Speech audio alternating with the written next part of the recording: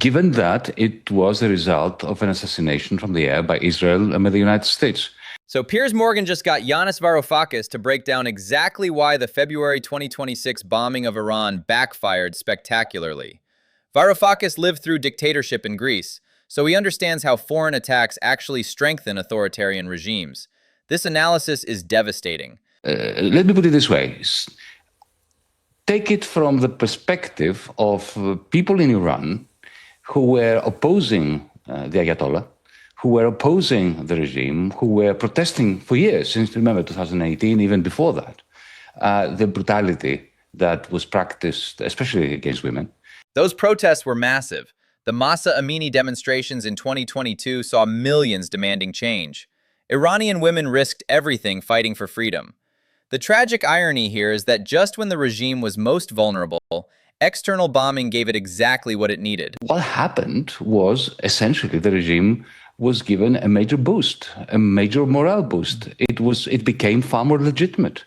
Because, Piers, you and I have different backgrounds in the sense that I grew up in a very right-wing dictatorship. The Greek military junta from 1967 to 1974 was backed by the CIA. His family paid the price for opposing it. This personal experience makes his analysis razor sharp. He knows exactly how dictatorships exploit foreign threats to crush internal dissent. My father was abducted in the middle of the night by the secret police. My mother's brother was court-martialed. People I know were tortured. This isn't academic theory for him. His father was literally kidnapped by secret police. When someone with that background tells you foreign bombing strengthens dictators, you listen. He's lived through the exact dynamic he's describing. Back then, we hated the regime in Athens in the 1960s, 70s. But I tell you that if any foreign power, the Soviet Union, Britain, whoever, if they bombed us and killed the person we loathed, who happened to be ruling the land at the time. Political scientists call this the rally around the flag effect. Even people who hate their government unite against foreign attackers. Trump's Iran strategy completely ignored this basic principle, exactly what happened after the February bombing. We would have felt just awfully conflicted, firstly, because we would be upset that the government, which we opposed, was given the legitimacy that goes hand in hand with any government that is being taken out by a foreign leader unlawfully. The UN Charter requires Security Council approval for military action. This had none. Iran's regime immediately used the illegal nature of the attack in their propaganda, painting themselves as defenders against Western imperialism. Classic authoritarian playbook. And secondly, because, the supporters of the regime, and they were supporters of the regime when I was growing up, felt justified, morally justified, to suppress us. So, no, I don't think it, After the bombing, Iranian authorities cracked down hard on civil society groups, claiming they were foreign agents. Human rights organizations reported mass arrests. The very people fighting for democracy got crushed because of this liberation attempt. What is your choice really now as the bombs are raining down on you? Really? I mean, realistically. The choice is either this government, this regime, a system that actually works. Iranian opposition leaders faced an impossible choice after February. Support the bombing and look like foreign puppets, or defend national sovereignty and appear to back the regime. The attack destroyed any credible democratic alternative. Not very well, but it works. I mean, it's not Libya. It's not Syria. It's not a failed state. The alternative now is not some functioning liberal Western democracy or some kind of socialist paradise, which is, my side of politics would have liked. Libya post-Gaddafi became a failed state with slave markets. Iraq lost over 200,000 civilians after Saddam's fall. Iran has 85 million people versus Iraq's 25 million in 2003. The scale of potential chaos would dwarf previous interventions. It's a choice between a functioning government and Iran, which is torn apart, like Iraq was after the George W. Bush invasion. The Iraq war cost $2 trillion and killed over 200,000 Iraqi civilians. Iran's military is far more sophisticated than Iraq's was, and the country is 3 times larger.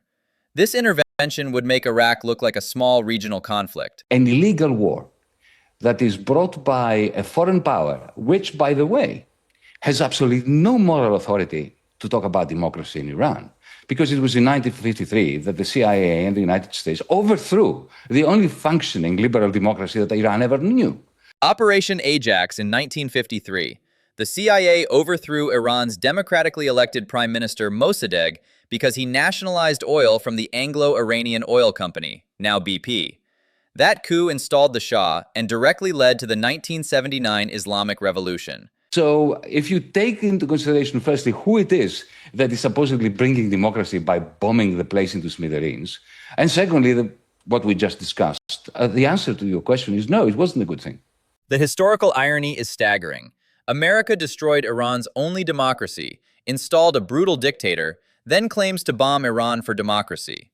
It's like an arsonist returning 70 years later offering to put out the fire they started. Iran is the only country that has not invaded any of its neighbors. It was invaded brutally by Iraq. That invasion saw 600,000 people die in Iran. During the Iran-Iraq War from 1980 to 1988, the U.S. supplied Iraq with chemical weapons precursors and battlefield intelligence. American companies sold the materials Saddam used for gas attacks. 500,000 Iranians died with Western complicity.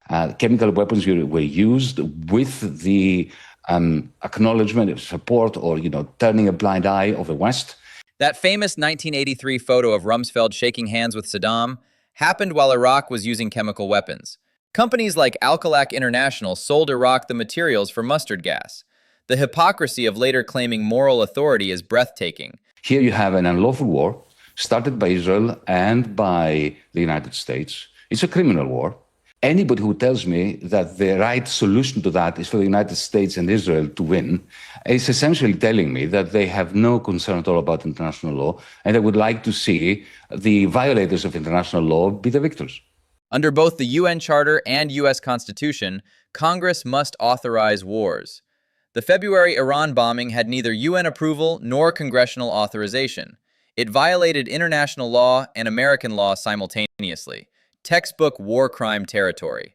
But the only explanation I can have, because I'm equally puzzled, is that, Netanyahu has a single-minded commitment to never-ending war, to permanent war, because it's his way of staying in power, and it's his way of continuing the ethnic cleansing of the West Bank.